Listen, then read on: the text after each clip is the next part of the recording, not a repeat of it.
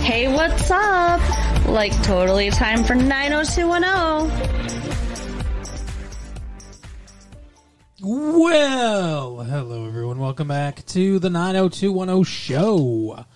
My name is Mark. With me as always is my girlfriend Carol. How you doing today, Carol? Hey, what's up? How much has been a good week here? It is September 6th, 1996. It's 9696. What's up with that? What do you think? Like, I don't know. That's a good year backwards, right?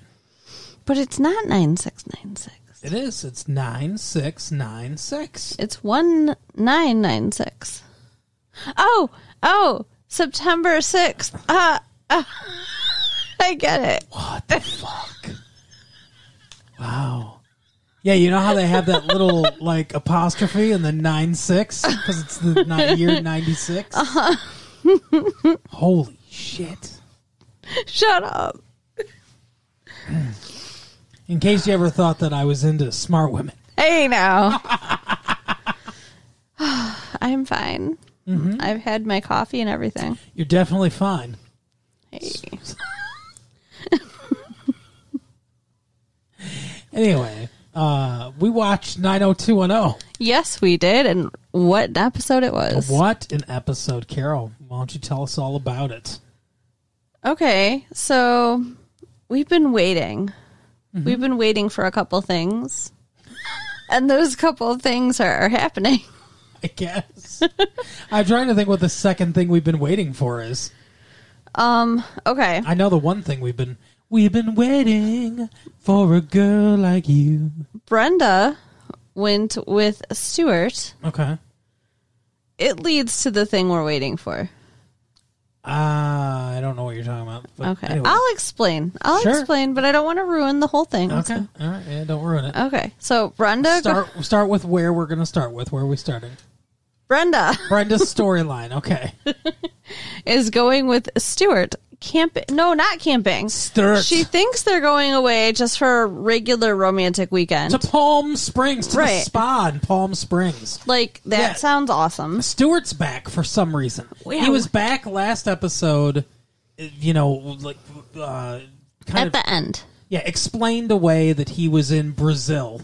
Whatever. Or whatever. And now they're still dating. They really left that ambiguous, and now they're still dating, I guess. And she still has the engagement ring.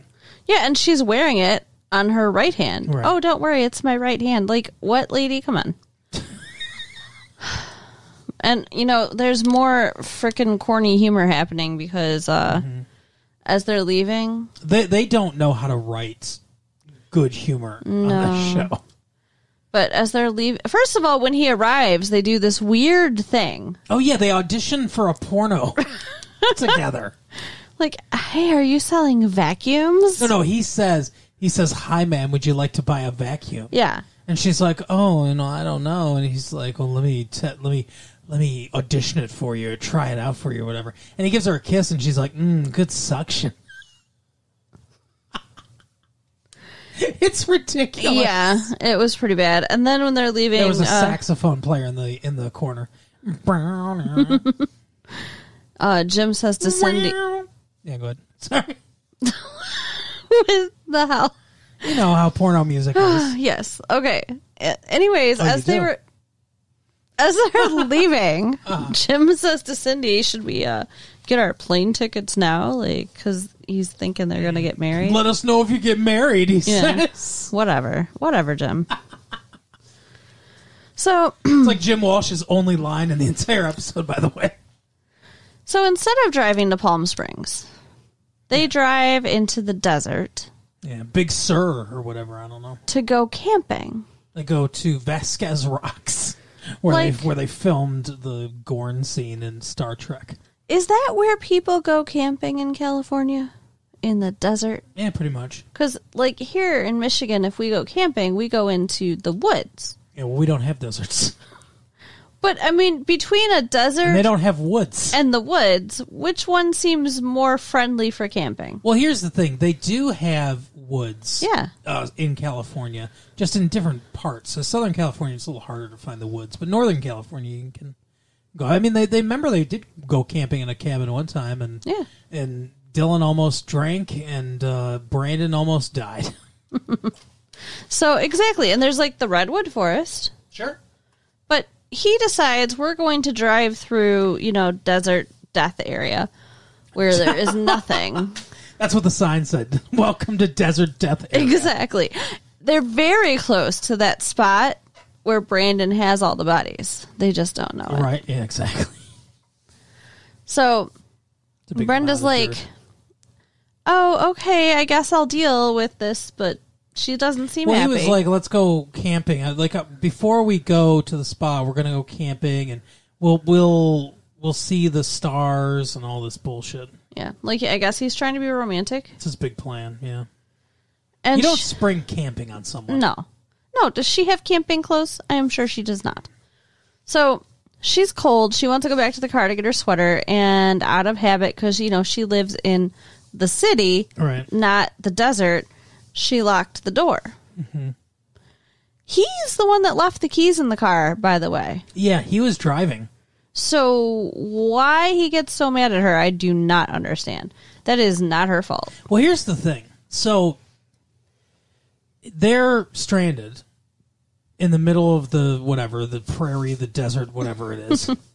And it's clear they're camping. He's got camping gear.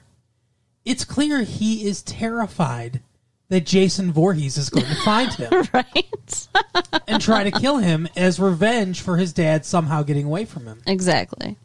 In Friday the 13th, Part 8, Jason Takes Manhattan. Oh, you're such a freak. He comes back, by the way. That dude, in the two things I've seen him in, always plays an asshole. Yeah. He is an asshole. Wow. Sorry. It's a very entertaining show, folks. Hey, that's not boredom. That's exhaustion. Okay. Well, that's better for the entertainment value. Anyway. So, yeah, I don't know why they don't just break the window. He's like, he had one, but she suggests it. Because the writers are smart enough to know, everyone's going to say, why don't you just do this? Yeah. And he's like, I'm sure you'd love to see that. Me break a window in my brand new Range Rover, or whatever the fuck he says. Ugh. It's like, you're a millionaire. Yeah, just get it fucking fixed. What is the problem? It's $100 window. Asshole. So they're walking in the desert at night, and a car is approaching. Mm-hmm. And she's like, great, there's a car. And he's like, don't stop them. And right. I bet they won't stop anyway. Yeah. Like, what is your plan here? If you're not out looking for a car, what are you looking for? Exactly. Snakes? Jason Voorhees. Scorpions? Like, what? Yeah, I don't get it. And what I don't like about this is for the entire time, there's been a couple things where it's like, maybe he's not the guy we think he is. But for the most part, all that's been gotten over. Where it's like, that was his past or whatever.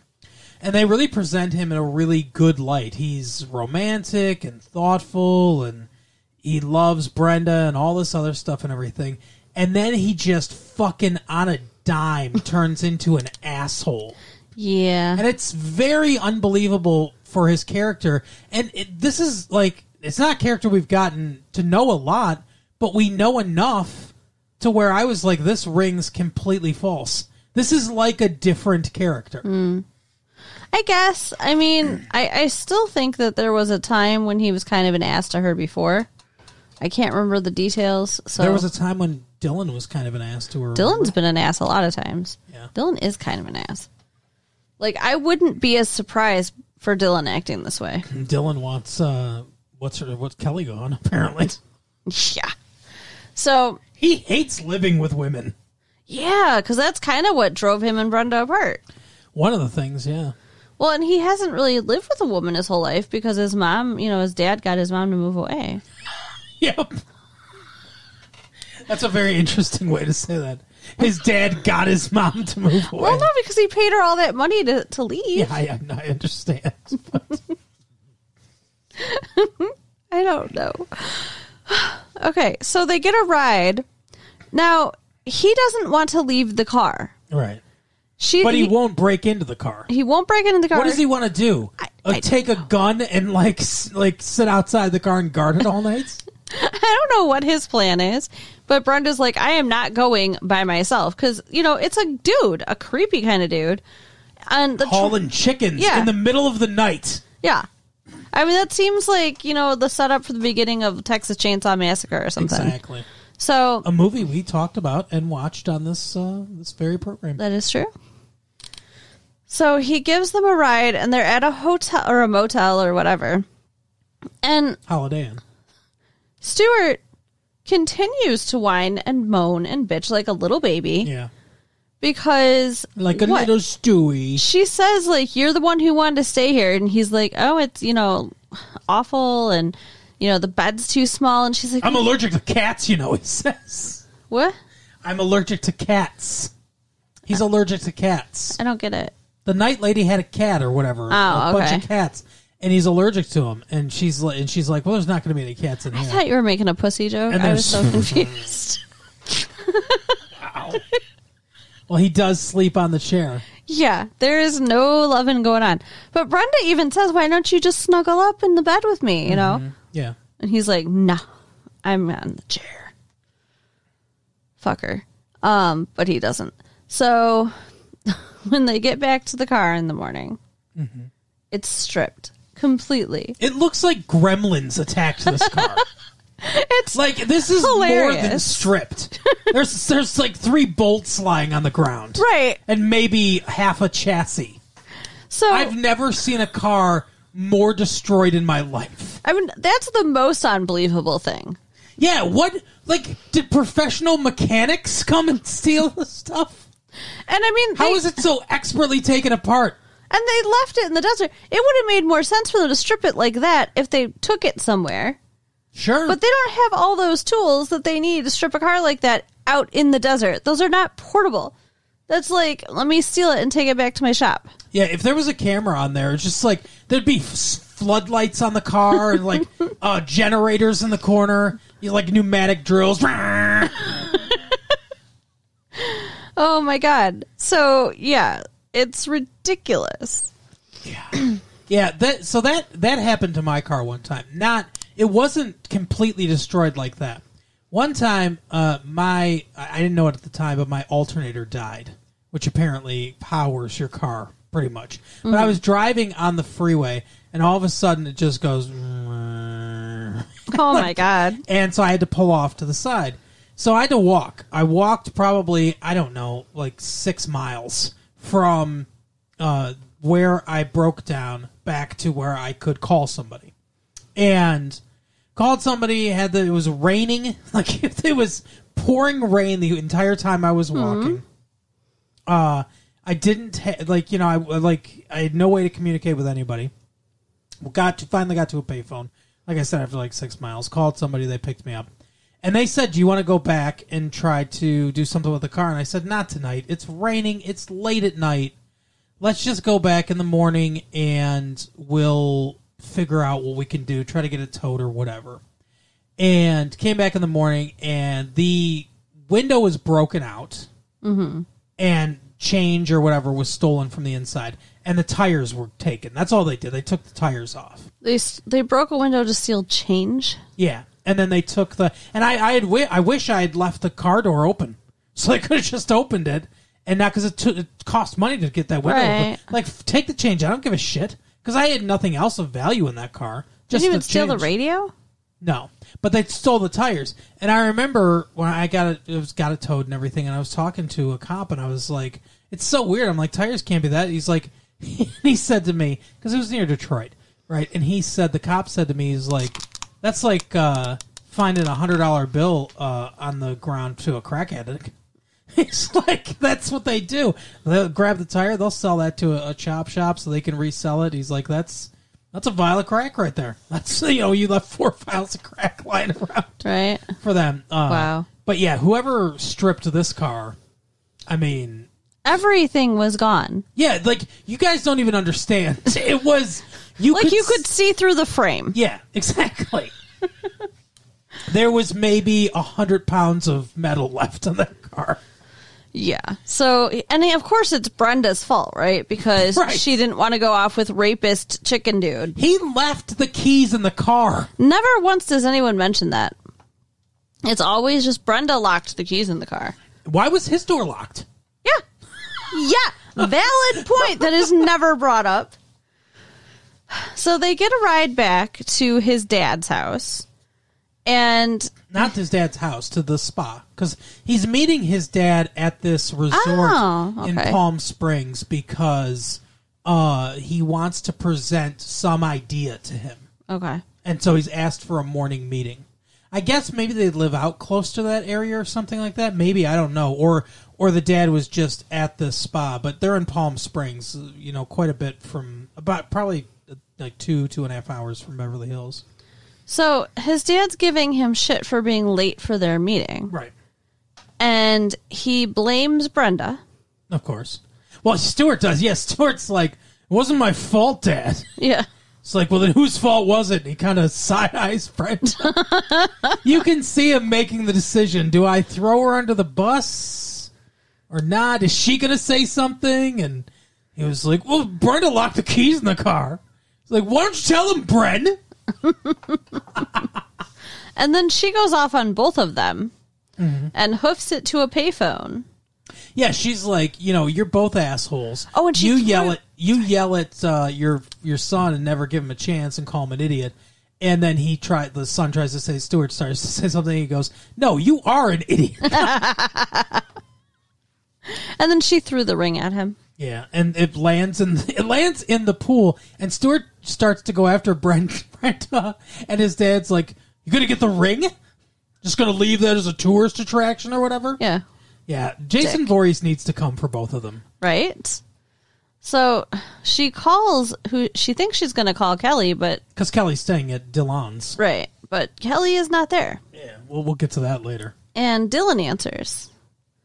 And she's like, oh, I was going to ask Kelly for a ride. But forget it. And she's like, no, just tell me. I'll come to get you. Wherever you are. So he drives 2.5 hours to Palm Springs to get her. And 2.5 hours back. Yep. They have a long car ride together. And quite a conversation. So where's Kelly right now? No. We got to talk about their conversation in the car. All right. Why you... So you want to take people all the way up to that point and then just tease them and then leave them with, I don't know, blue ears? Brenda says she's still in love with him. Mm-hmm. She just lays it out there. She's like, I could never have a successful relationship with anyone because I'm still in love with you. Yeah, because I had the best guy in the world and I let it go or whatever. Yeah. And, he doesn't shoot her down. No. I mean, he's pretty quiet. And this leads to the one thing we were waiting for? Well, yeah, because we're waiting to see how her and Dylan start to get together and him and Kelly kind of split up. Well, and this seems to be the catalyst, the beginning of that. Well, I was thinking the storyline with Kelly was kind of the beginning of that. And then Kelly and Brandon... Okay, so those are the two together. Things? Yeah. Okay. Yeah. I guess. I mean, I don't think Dylan and Brenda really end up together, though, do they? Well, it's there, though. It's obvious kind that of, yeah. It's coming. Okay. I don't know. In my opinion. Anyway. What next? Okay, so Brandon. Yeah. Because Brandon has to go before Kelly. Okay. Brandon comes before Kelly. Right. Brandon is still, with Lucinda. And she is, frightening. She is insatiable and just, all over him all the time. She's like a praying mantis. Well, I mean, she leaves him alive. For now. Right. I guess we'll see. And then the dude on the paper is being a weird, jealous dick to Brandon and has decided that he's too perfect. Yeah, does anybody out there remember them having any sort of rivalry? I remember he wanted him on the paper, and then Brandon was like, no, I don't want to be on the paper. And that's the extent of the memory I have of this dude. Yeah, that's weird. But I don't know. He seems like he's got it out for Brandon. Yeah, he totally does. I mean, he's saying, like, no one's that perfect. I'm going to find the skeletons in your closet. Yeah. And he's like, so I'm going to do a piece on you. So he's doing this piece on, how great he is, but really underneath it, he's trying to find out why he's not. Exactly. And all anybody will tell him is how great he is. Except for Steve, who's an idiot. Yeah. Yeah, Steve's like, oh yeah, he's a great guy. He helped me out when I got in trouble with this professor. Professor Randall. Why don't you talk to him, too? And then apparently Professor Randall refuses to talk to the reporter. Which is kind of good. But suspicious, too. Yeah. So then he talks to Deshaun. And Deshaun has Brandon's back. He doesn't say anything. Right. But it's going to obviously come out about Lucinda. I guess. We'll see.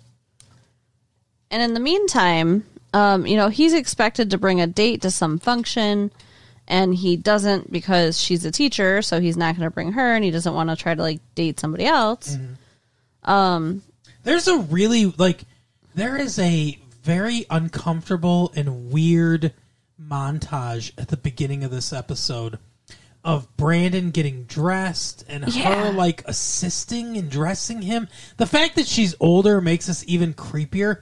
But he's getting dressed in a suit, and she gets down on her knees in front of him, and the way it's filmed, it's all like, and then she, gets this look on her face, and then grabs his foot and starts tying his shoe for him, like he's a little kid. But weird. She's also, mimicking, she's going to give him a blowjob.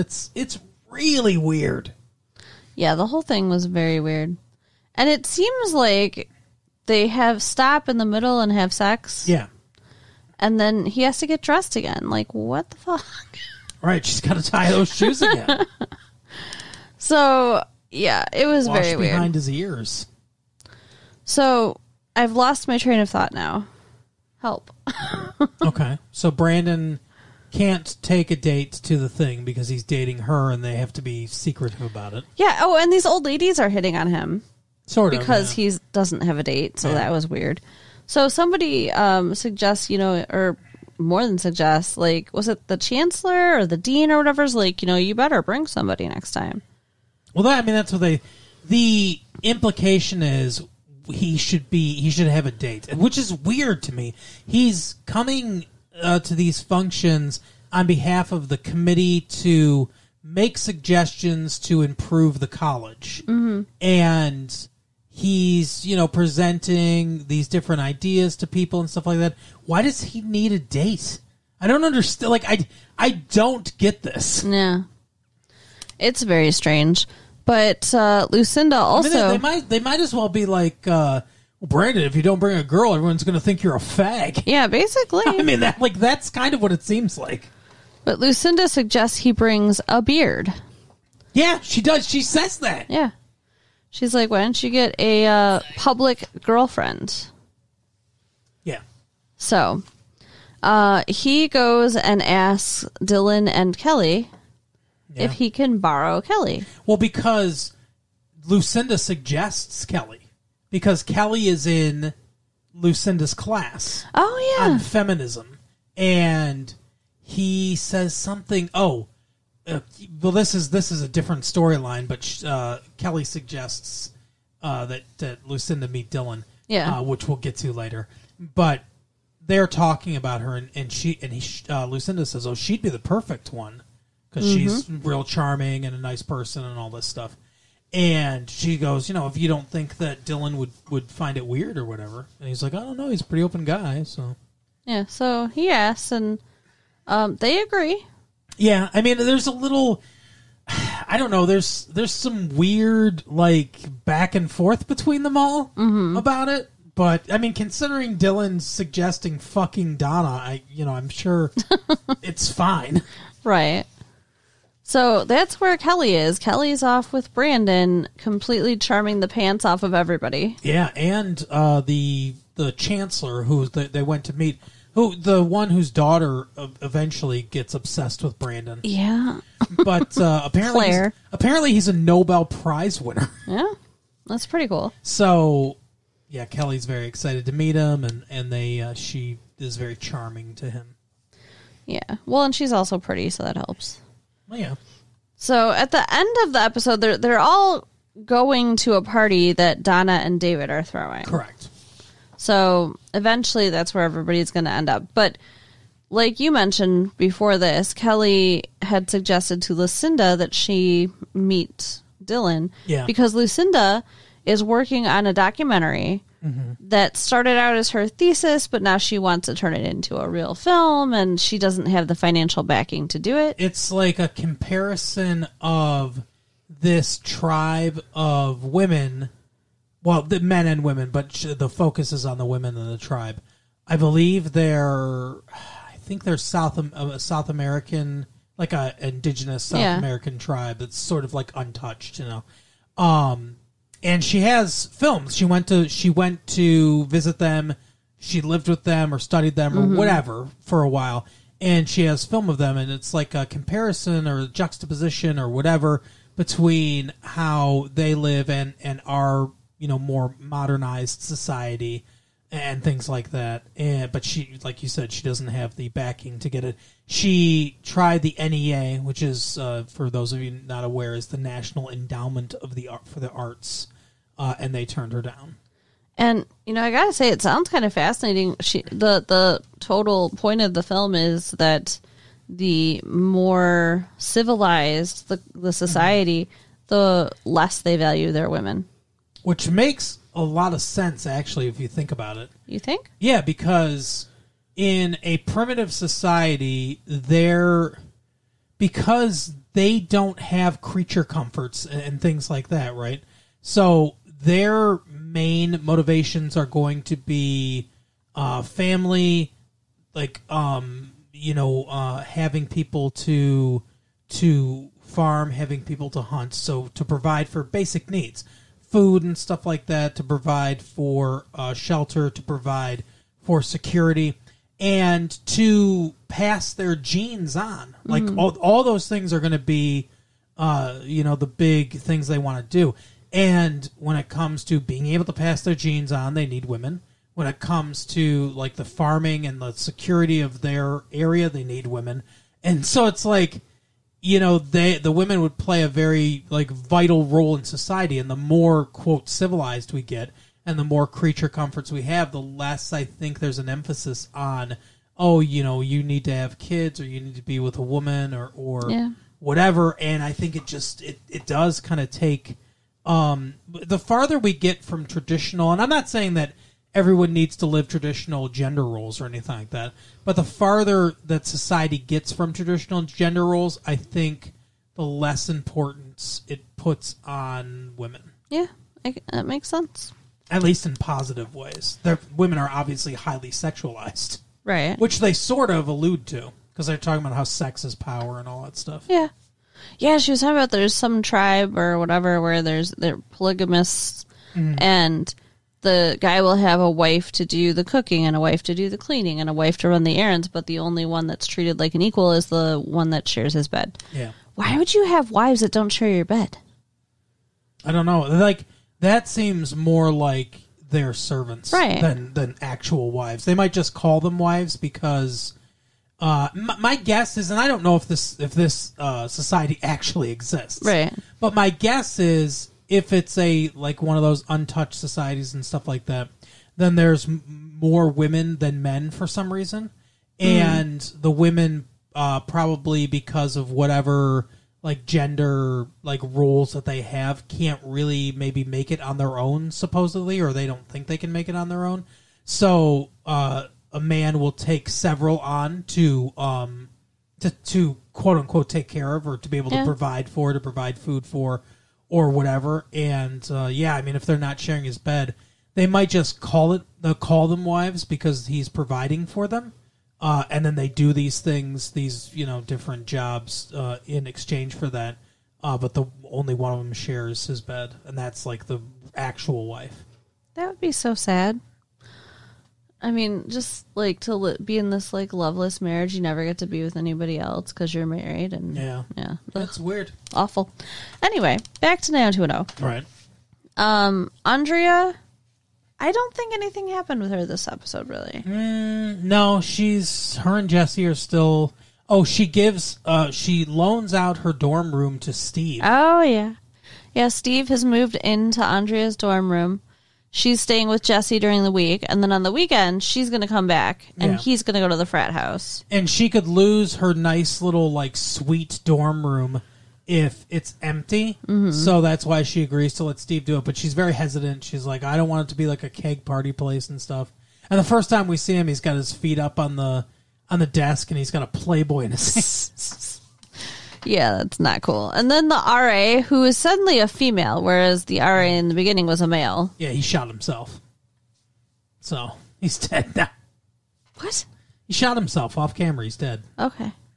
I assume. I mean, he creepily stared at Andrea that one time, and then he was gone, remember? Yeah. I assume he killed himself off stage. Right. So, this new female RA just busts in the room. She's like, I know about the arrangement that you have. I've got my eye on you, and it's like, okay. I'm love interest number 3 for you this season, Steve. So, but she's not pretty in any way. No, but he seems taken by her. Yeah. I think so. You saw that? Okay. I didn't even really see that. But. So that's going on, and Donna and David are getting all chummy. Well, they live together again now. Yeah, she's moved back in, and they're like cooking together and all domestic, and he seems like he's sober right now. Yeah, and he wants to rent a piano so that he can get back into music. Yeah, which is good. I guess. I mean, it's good for him, maybe not good for the music industry. And Brandon and Kelly do have kind of a moment. Yeah, well, yeah, we got to get back to Brandon and Kelly because that's the other major storyline. When they're leaving the Chancellor's party, and he's, talking about how charming she was and stuff. And then she's like, well, you're the biggest catch on campus or whatever. And they share a little look there. Yeah. So you can tell they're kind of liking each other for a minute. And then they show up at this party. Mm-hmm. And when Dylan and Brenda walk in together. Yeah. It's like, I don't know what happens in Kelly's brain, but she is pissed. Oh, yeah. She was like, where were you? And he was like, oh, I had to, pick up Brenda or whatever. And like, I don't know if she says that like her and Stuart are done or whatever, or like she said something like he rescued me or whatever. And Kelly's like, and she goes, oh, is this why you want me out, so badly or whatever? And then Dylan says to Brandon, hey, anytime you want to borrow my girlfriend, go ahead. She's all yours. Yeah, it's bad. Holy shit. They were really sniping at each other. Yeah, there's some off-screen stuff, like conversations happening here. And then she decides that she's going to move in with Donna and David. Yeah. Well, David's been asking her to move back in. Yeah. So, yeah, she's moving back in with them. Which, might help her relationship with Dylan, but I think it's too late now. Well, their whole thing has always been like, you do your thing, I'll do my thing. Yeah. That's like, so were you just having sex? That's all. Yeah. That's the only thing you have in common. Their relationship is no good. I know there are people out there that are like, because some people will like the Brenda Dylan relationship, some people like the Kelly Dylan relationship, and some people are like, no, he's better with Kelly. Oh, he's better with Brenda and stuff like that. You people that think Kelly and Dylan, I have no clue. What do you see? Yeah. Just the fact that they're both really good looking? What about their actual relationship on film is better than anything? Like, they do not have a good relationship. No, it's They have not bad. From the start. Yeah, they fight all the time. They have nothing in common. They don't she wants to be around people. He seems like he hates people. You can like Kelly better than Brenda. That's fine. But there's no argument that I can ever see why she is better with Dylan than Brenda was. Yeah. And I'm not saying Brenda and Dylan's relationship was the best in the world, because they had some problems too. Yeah. But nowhere near as bad as Kelly and Dylan. Agreed. And they're going to break up this season. Yep. So that she can go fuck Brandon. Yeah, that's coming. And I still don't see why she's asking Andrea's permission. But I don't know either. We shall see. Yep. So I think that's about it for this episode. Yeah, I think that about covers it. So you can go ahead and write us at latefee1994@AOL.com. Uh-huh. Check out our website at www.retrolatefee.com. Do that too. And tell your friends. All right, we will see you next time. Bye. Bye.